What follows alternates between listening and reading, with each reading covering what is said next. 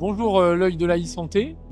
Guillaume Girard, je suis directeur général adjoint au centre Antoine Lacassagne, centre de lutte contre le cancer à Nice. Pour répondre à votre question, effectivement, on est lancé dans un projet ambitieux. On est parti au démarrage de manière très classique sur la nécessité, le souhait de changer notre dossier patient informatisé. Et finalement, pour saisir des opportunités, pour accompagner les évolutions technologiques à l'œuvre dans le domaine de la santé et dans tous les domaines, on a voulu aller beaucoup plus loin.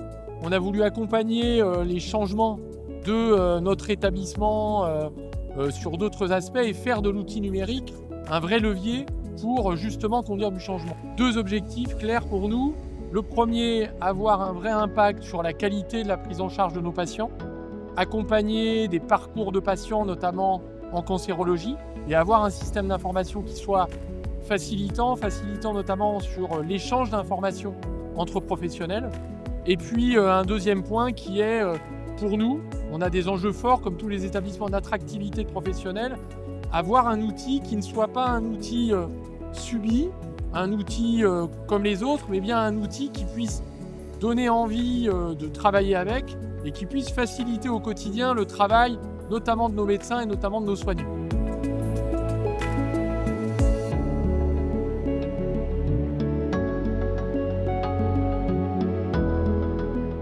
L'IA est déjà présente, elle est déjà présente à la fois de manière très localisée sur un certain nombre de domaines sur lesquels on travaille, mais on sait aussi, chez nous comme ailleurs, qu'elle est présente dans les usages au quotidien, non maîtrisés, de chacun d'entre nous qui allons utiliser des logiciels d'IA générative.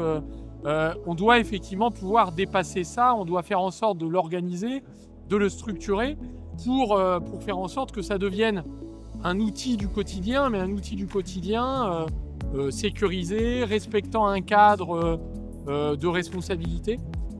Et donc pour ça, l'intégrer comme on le fait avec Intersystem dans notre DPI, on pense que c'est une bonne manière de l'aborder de manière organisée, de manière respectueuse de la réglementation, et pour faire en sorte également de toucher l'ensemble de nos professionnels, tous nos infirmiers, tous nos médecins, plutôt que d'avoir des usages parcellaires et peut-être parfois difficiles à réguler. Bonjour l'œil de la e-santé, Julien Desgardins, je suis directeur des systèmes d'information au centre Antoine Lacassagne.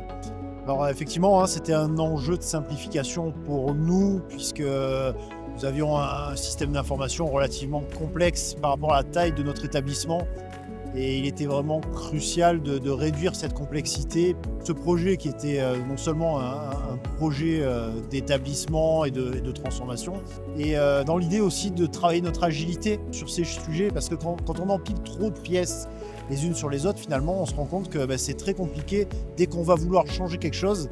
Et là, l'idée, c'était que tout simplement, on essaie au maximum d'avoir un outil unique qui serve à la plupart de nos usages.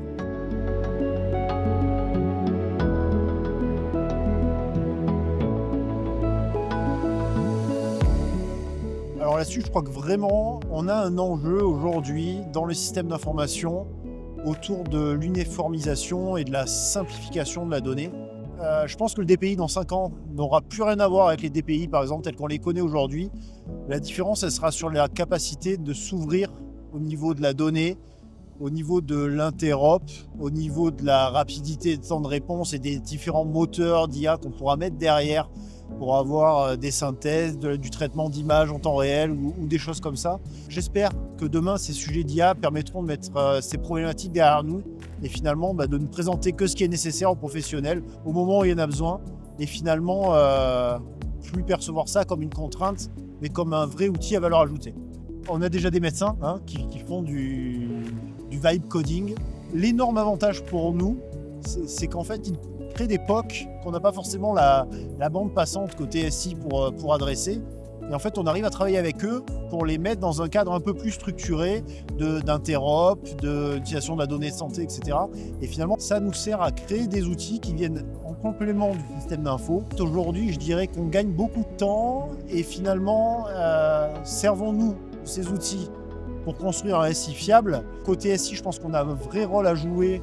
Je rajouterais juste sur ce point-là qu'effectivement, je pense qu'on aura réussi l'implémentation de l'IA dans notre établissement si à la fois, effectivement, on l'implémente de manière organisée et respectueuse du cadre, mais si, comme vient de le dire Julien, on arrive à monter un laboratoire interne où les praticiens, les professionnels ne seront pas là uniquement comme utilisateurs des outils qu'on aura installés, mais seront, comme il vient de le dire, en fait, à l'origine des usages et qu'on aura un système bottom-up qui nous permettra vraiment d'être au plus près des besoins et de la réalité du terrain.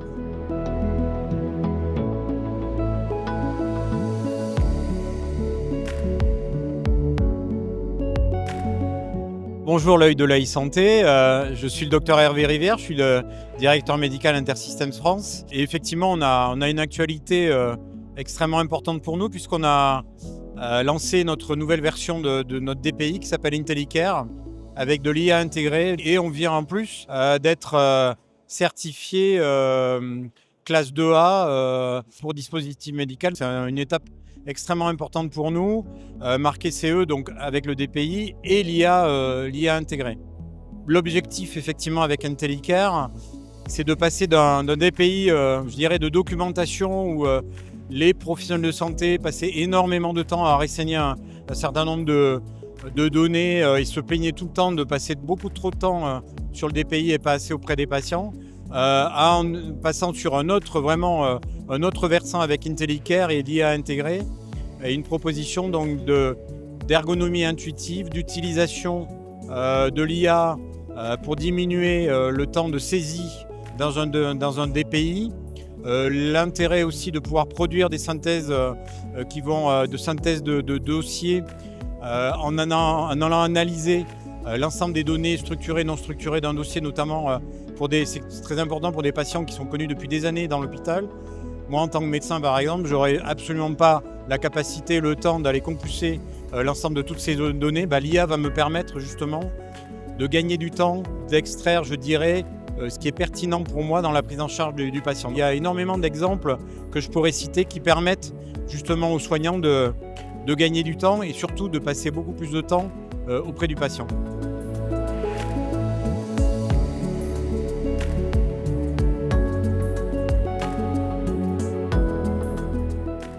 C'est que effectivement en termes de régulation européenne, on attendait d'être certifié pour pouvoir mettre sur le marché notre DPI avec IA intégrée sur le marché européen.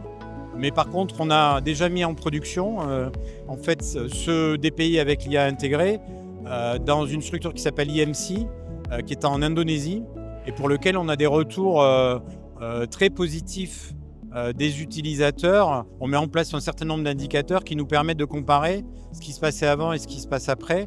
Et on se rend compte d'ores et déjà qu'on a par exemple gagné du temps dans le remplissage d'un dossier, qu'on a gagné en pertinence pour l'analyse de données et que surtout, je dirais, ce qui est aussi quelque chose qui est parfois difficile à tracer, c'est le niveau d'adoption des utilisateurs et le niveau de satisfaction des utilisateurs. J'étais médecin urgentiste et j'ai démarré un DPI dans la structure où j'étais. J'étais responsable d'un service d'urgence. J'ai dû motiver mes collègues médecins parce qu'ils ont toujours la sensation qu'écrire sur un papier, c'est toujours plus rapide que de saisir dans un DPI. Et là, je constate qu'il y a vraiment une bascule qui se fait. Alors c'est vrai que je pratique plus maintenant, mais j'aurais adoré avoir l'outil qu'on est en train de développer, de déployer chez nos utilisateurs et dans nos structures en fait.